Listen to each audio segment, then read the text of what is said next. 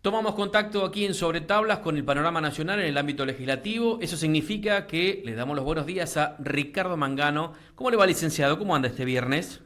¿Cómo te va, Carlos? ¿Cómo estás vos? Muy Buen bien. día. Linda jornada hoy en Buenos Aires. Un poco todavía con ganas de todavía de llover. Estuvo lloviendo miércoles, estuvo lloviendo ayer también jueves. Ujú. Hubo tormentas, pero bueno, hoy está mejorando el tiempo aquí en la capital de la República Argentina y vamos a tener un día mejorando, digamos, con 16, 17 grados de temperatura. ¿Cómo está el tiempo por allí en Trelew? Bueno, mira, te envidio porque estamos cerrando un viernes de una semana de mucha lluvia, fría semana, ya es esto prácticamente el invierno patagónico que nos está diciendo bienvenidos, aquí estoy yo, una máxima para hoy que no va a andar más arriba de los 10, 11 grados, por momentos viento y por momentos lluvia, pero ya te digo, tuvimos una semana fresca y tenemos un fin de semana por delante bastante fresco con máximas que van a rondar los 13 o 14 grados, así que ya estamos en la etapa del ingreso en el invierno patagónico. Así que bueno, necesitamos calentar el aire, así que te escuchamos. Yo te juro, te lo juro, Carlos, hago un esfuerzo semana tras semana de decir, no voy a hablar del tema de Adorni. Yo te lo juro que hago un esfuerzo, ¿eh? Cuando quiero salir del tema de Adorni, acordate que esto empezó el 9 de marzo. Sí, Estamos a 8 de mayo. mayo. Ujú. Casi 2 meses que estamos hablando del tema de Adorni. Cuando uno quiere dejar de hablar de Adorni, ¿qué sucede? El presidente lo vuelve a traer. Qué increíble, ¿eh? Ni en pedo se va Adorni, dijo ayer en una entrevista que tuvo con Con dos Trebuch periodistas y que Majul, ¿no? no sé si la viste, pero lo Sí, la cierto es vi que menos con mal que Trebuch y con son Majul. amigos, no de la casa. Sí. Si fueran enemigos, no sé cómo lo hubiera tratado el presidente. Fue dura la entrevista. Ujú. Bueno, el presidente defendiendo a Manuel Adorni. ¿Cómo, qué harías vos? ¿Echarías a una persona honesta? Dijo el presidente. También me fue muy fuerte, la verdad que fue muy fuerte, porque todos los días el tema Adorni está en la tapa de los medios, no solamente porque sigue cometiendo torpeza, sino porque no ha presentado todavía su declaración jurada. Pero más allá de todo esto, la oposición también busca mantener la presión sobre el jefe de gabinete después que pasara por este Congreso y se está dividiendo y se anticipan eventuales intentos contra el jefe de gabinete Ujú. de buscar una interpelación en principio y, si se puede después, una moción de censura, una medida que nunca se ha aplicado a ningún jefe de gabinete desde la creación del año 1994, pero que está contemplado en el artículo 101 de la Constitución Nacional. Uno de los que busca interpelar y generar una moción de privilegio, una moción de censura contra el jefe de gabinete es el titular del bloque, Germán Martínez, que reclamó abiertamente, en principio, la renuncia de Adorni y, por otro lado, que anticipó que si esto no se sucediera, junto a algunos bloques opositores que van a acompañar, van a pedir un pedido de interpelación, una moción de censura, y vamos a escucharlos al propio Germán Martínez y después te cuento cómo sería la parte reglamentaria en este tema. Esto decía el propio Germán Martínez, perdón, titular de Unión por la Patria. ¿No? Si vos en el medio de preguntarle lo que le tenés que preguntar a Adorni, terminás preguntando, no demerezco ninguna pregunta, por el estado del mantenimiento del pavimento de una determinada ruta nacional, es como que se diluye el efecto, ¿no? Yo entiendo el oficialismo, entiendo la oposición, me cuesta entender aquellos que pendulan y que no se dan cuenta de la gravedad de los acontecimientos que estamos hablando. Así que para mí que pueda avanzar va a depender básicamente de la actitud de ellos. No sacó Adorni ninguna de las dudas que tiene este Congreso. Yo creo que tiene la misma desconfianza del Parlamento que la que tenía antes y a mi criterio ya no debería ser más jefe de gabinete, ¿no?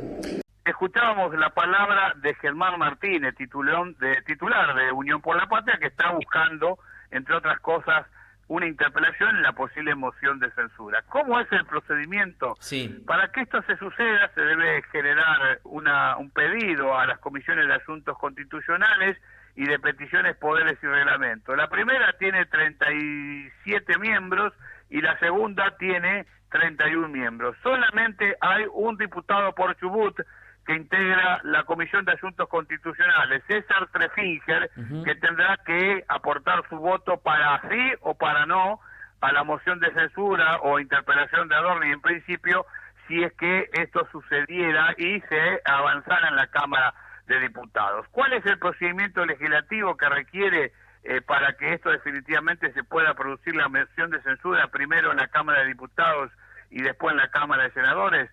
129 diputados en la Cámara de Diputados para que se apruebe la moción de censura y 37 senadores para que definitivamente se apruebe en el Senado y definitivamente el propio Manuel Adorni sea destituido por el artículo 101 de la Constitución Nacional que prevé la moción de censura. Pero no todo queda ahí, porque la interna solamente no está entre el gobierno y la oposición. La interna también está en el oficialismo. Hay una fisura en el frente interno del oficialismo a pesar de la presión del propio presidente Milei para cerrar filas respecto a la defensa de Manuel Adorni.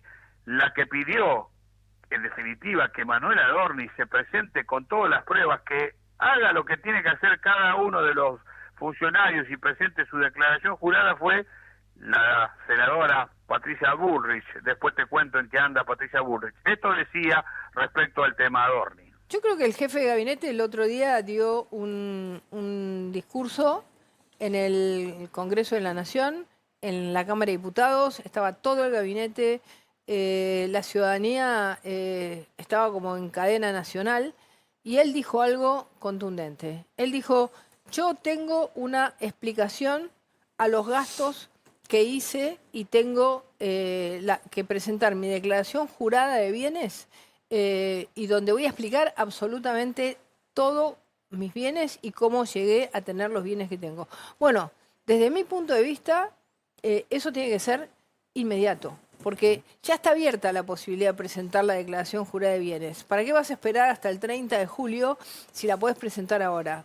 Una declaración jurada de bienes es algo que, de alguna manera, cuando uno tiene la del año anterior, es bastante fácil hacerla. Digamos, se junta con el contador y la hace. Yo creo que lo que no podemos, digamos, si él dijo que él tiene todo probado, bueno, esa prueba para mí, sea en la justicia, como él considere, sea en la justicia, sea en la Oficina Anticorrupción, tiene que ser inmediato, porque nosotros necesitamos estar discutiendo las cosas que discutimos al principio de la conversación y no seguir discutiendo sobre esta situación que él dice que la tiene solucionada. Ahora es el momento de la prueba.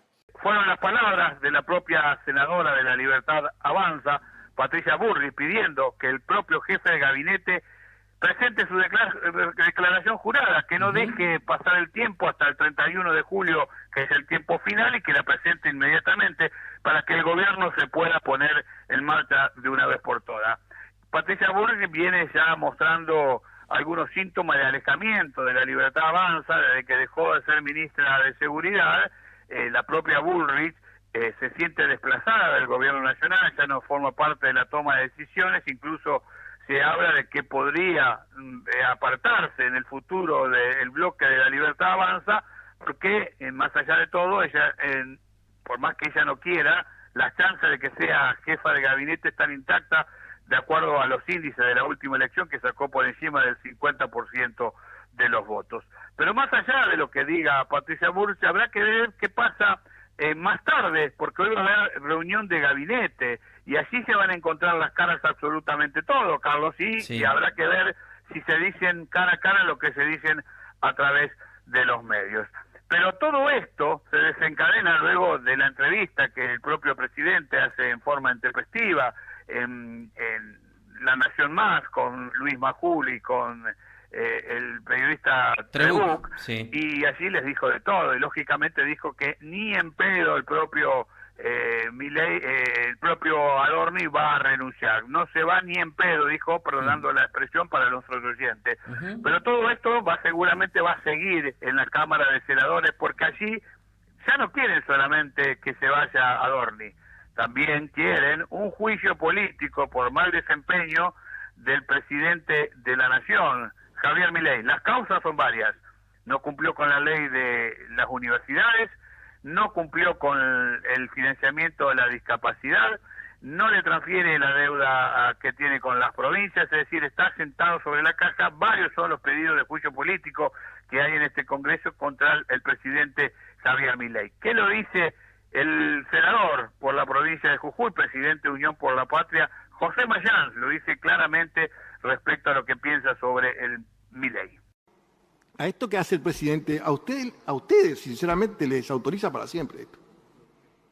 Porque acá ya nadie, ustedes los que están acá y están avalando esto, reflexionen.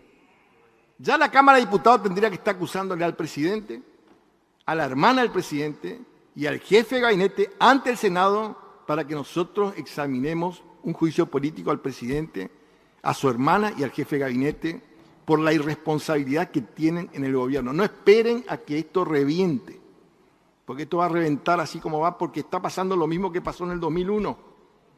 Entonces, ¿qué hace Milei?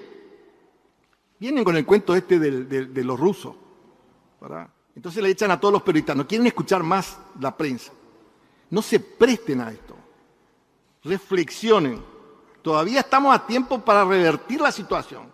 Fueron las palabras del senador por la provincia de Formosa y titular del bloque Unión por la Patria, José Mayans.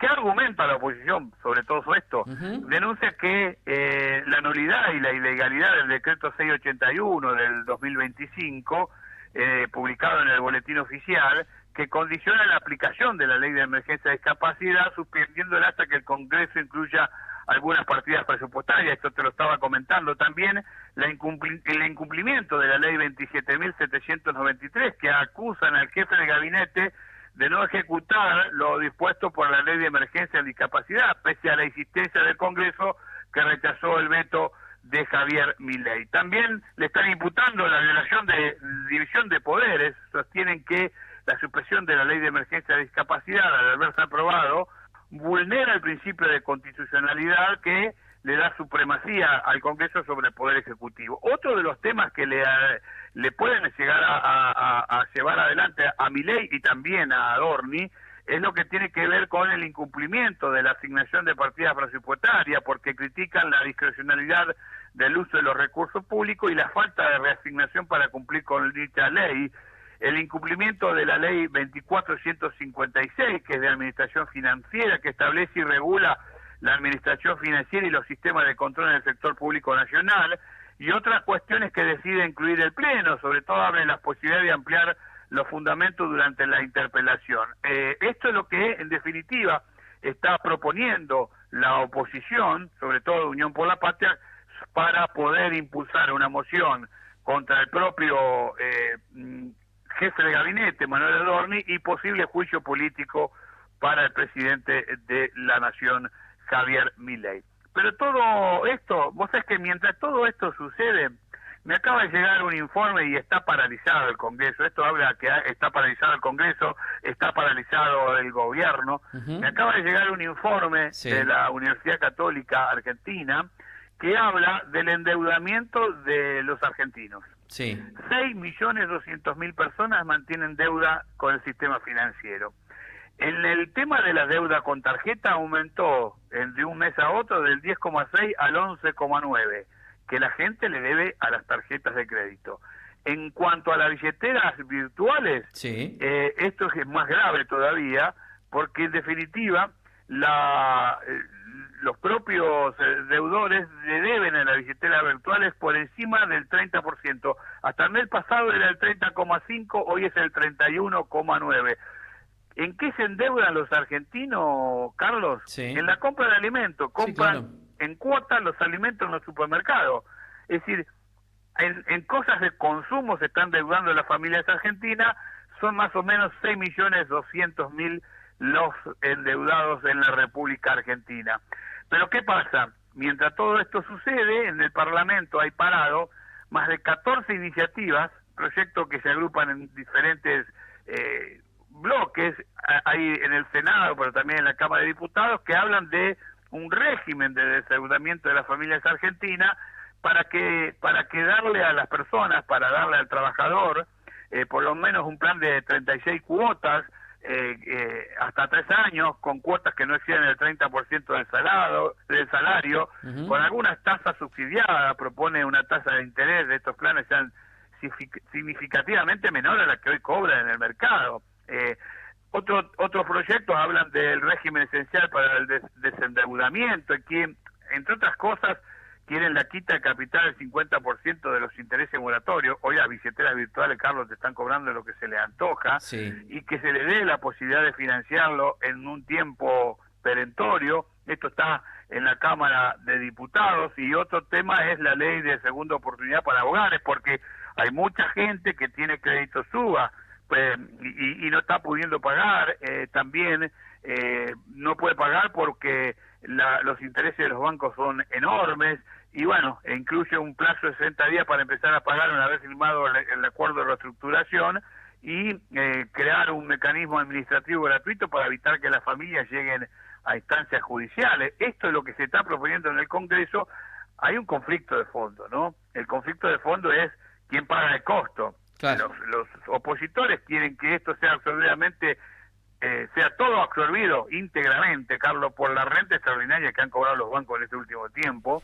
Y hay uno que un poco más suavizando el esquema de un esfuerzo compartido donde el Estado resigne la recaudación del IVA o ganancia del 1% para facilitar la quita sin desestabilizar el sistema financiero. Cuando en Argentina se empieza a hablar de las deudas con los bancos, y ahora se le suma, ¿no? Porque en el 2001 esto no existía. No, las billeteras virtuales. Con las billeteras virtuales, sí. Estamos frente a un panorama económico bastante complicado.